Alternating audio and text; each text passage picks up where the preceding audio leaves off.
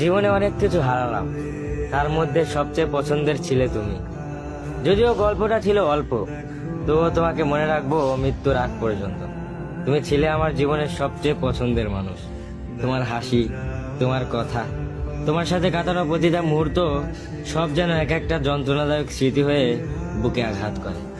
আমাদের গল্পটা খুব বড় ছিল না, তবু প্রতিটা পৃষ্ঠায় আজও আমায় কাঁদায়।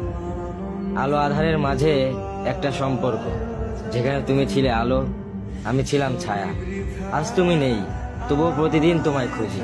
হাজারো ব্যস্ততার মাঝে মনে পড়ে যায় তোমার ছোটখাটো কথা, সেই চুপচাপ থাকা, কিছু না বলেও অনেক কিছু বলে ফেলা।